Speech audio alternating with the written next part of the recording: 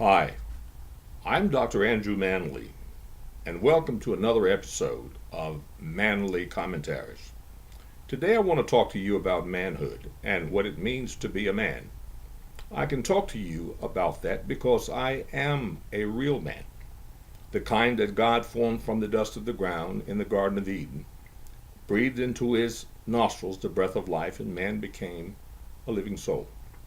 If you want to classify yourself as man, then by all means you must begin the process of conducting yourself like a man.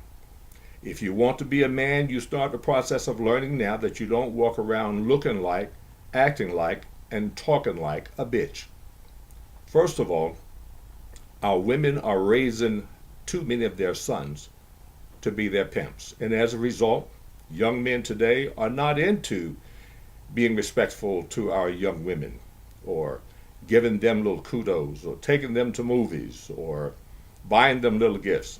These little pimps today expect the young girlfriends to treat them just like their mothers have treated them all of their lives. So when it's birthday time, Christmas time, etc., they're going to these little stupid girls asking them, what are you going to buy me for my birthday? But in the meantime, they're not going to reciprocate by buying you anything for your birthday. And let me add also on that note that young black women today seem to have the monopoly on stupidity. Stupidity because there is no justification for you taking money from your parents, your mother, and that is noticeably absent. Taking money from your mother that should be spent on you and giving it to some little punk out there who calls himself a man. First of all, a man must present himself like a man. If you walk like a bitch, act like a bitch, talk like a bitch, and look like a bitch, chances are you are a bitch. Manhood is never void of responsibility. Your mothers, who are raising you to be their pimps, are also preparing you for prison.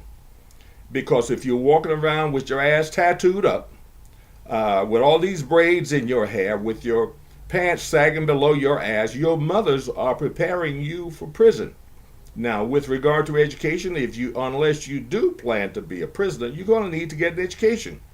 You don't go to school to sit up and look pretty and talk a whole bunch of shit and concentrate on your homies, etc.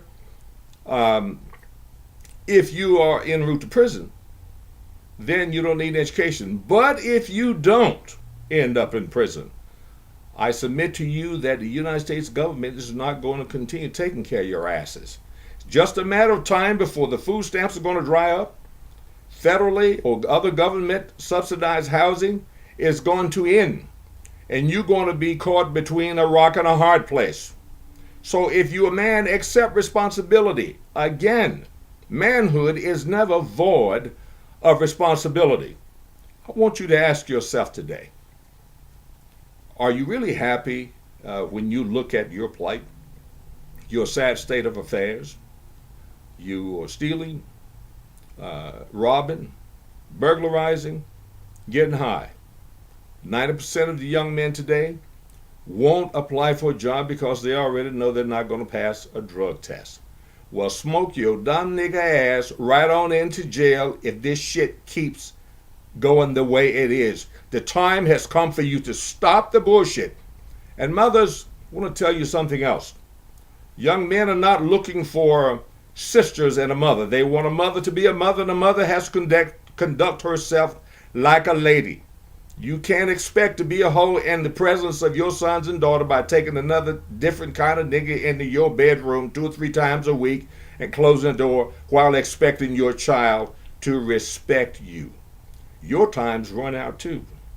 But young men, I'm a man, and I love being a man.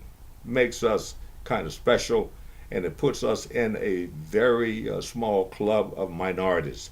If you'd like to join my organization, pull up your goddamn pants, get these braids out of your hair, and stop the shit of putting all these damn tattoos on your dumb ass.